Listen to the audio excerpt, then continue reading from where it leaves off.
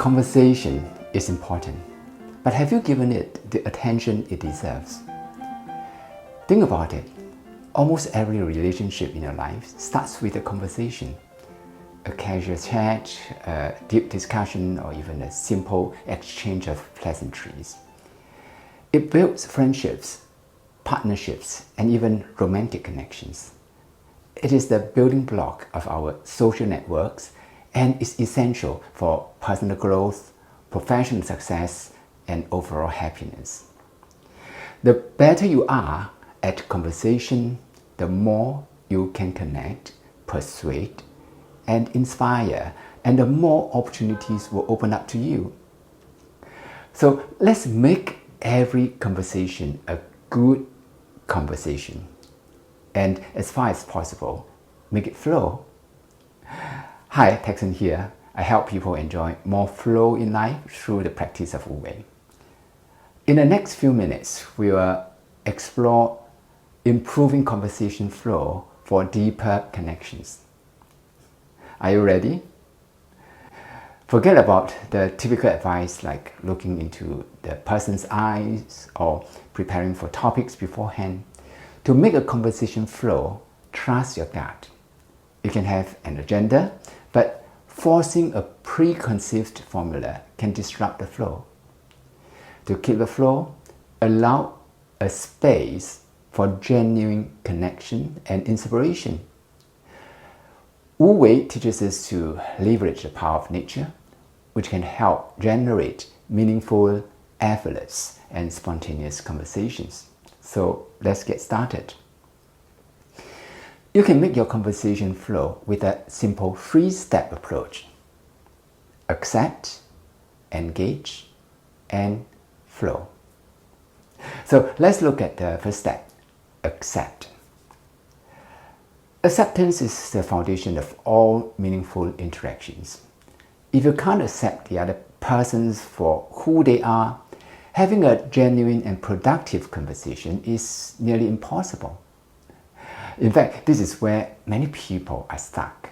They simply can't talk to people they don't like or with whom they don't share the same beliefs or ideas. As a result, instead of seeing conversation as an opportunity to connect, learn, and grow, they often treat it as a battleground for proving their point. I'm not advocating that you must talk to your enemy, although you shouldn't rule out the challenge. What I'm talking about here is simple day-to-day interactions. Many people refuse to talk to people who don't see eye to eye, resulting in a breakdown in communication, strained relationship, and missed opportunities. To make a conversation flow, you must first accept that the person you talk to doesn't have to be like you. They can be different. Acceptance makes the connection possible and allows the conversation to begin flowing.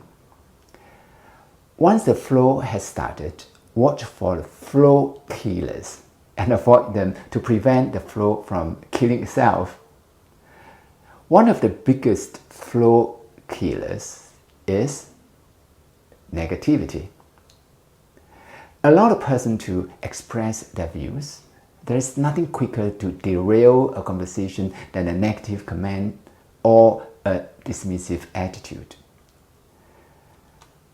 Acceptance doesn't mean agreement. If someone says, "I'm from New York," instead of replying with a negative comments like, "Oh, I hate New York," you could say, "Oh, that's interesting. What do you like most about living there?" This approach keeps the conversation positive and encourage open dialogue. Be generous with your compliments, but avoid generic and insincere praises.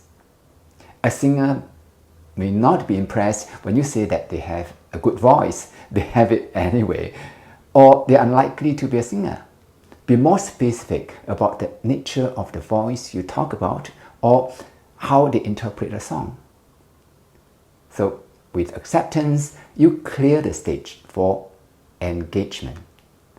And now, let's talk about how to engage. Engagement is a mutual effort.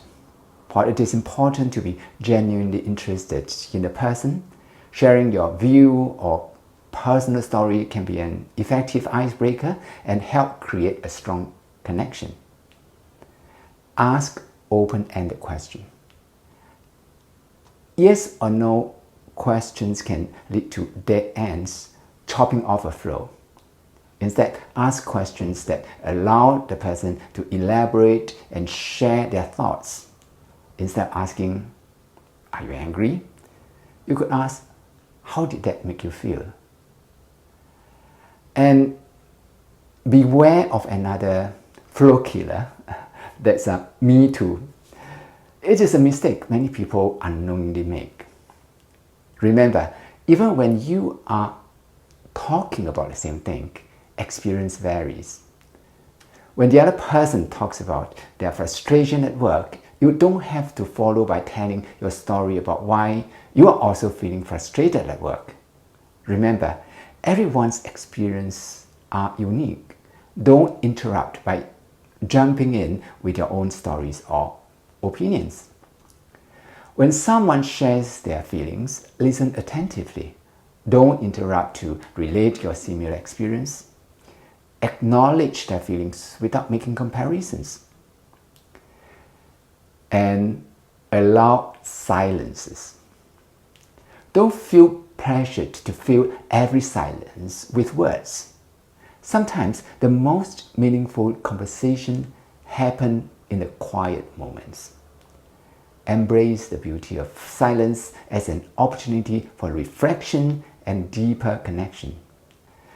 By allowing moments of silence to occur naturally, you can create a more relaxed and authentic atmosphere. Avoid repeating yourself. Some people tend to dwell on the same topic or repeat the same stories repeatedly. While sharing your experience is important, remember how excessive repetition can be boring and even condescending. It also bogs down the flow. Once you have established engagement, go with the flow. That's the third step of the approach. Let a conversation flow naturally. Instead of following a rigid structure, allow it to evolve organically based on how the conversation unfolds. You can have an agenda to guide you with the conversation, but don't let it get in the way. Trust that interesting and meaningful moments will arise naturally. This can help create a more lively, flowing conversation. Throughout the entire conversation, don't forget the crucial element that helps sustain the flow: listening. Listening is the lifeline of effective communication. Without active listening, a truly meaningful and engaging conversation is impossible. Many people mistakenly believing that talking is the key to a successful conversation, forgetting that talking must be balanced with listening. When you listen attentively, you show the other person respect and make them feel more comfortable and open to sharing their thoughts and feelings. Listening also allows you to gain valuable insights that can enrich your understanding and connection, taking the conversation to a deeper level. So here you are, the 3 steps to making your conversation flow: accept, engage, and flow. These steps help make your conversation spontaneous and interesting, flowing smoothly, and thereby enabling a more meaningful and fulfilling interaction. Conversation is a journey of discovery. Each person you encounter is a unique and fascinating individual, and every conversation is an opportunity to learn, grow, and connect on a deeper level. By embracing the practice of Wu Wei, you can make your conversation more engaging, inspiring, and effortless.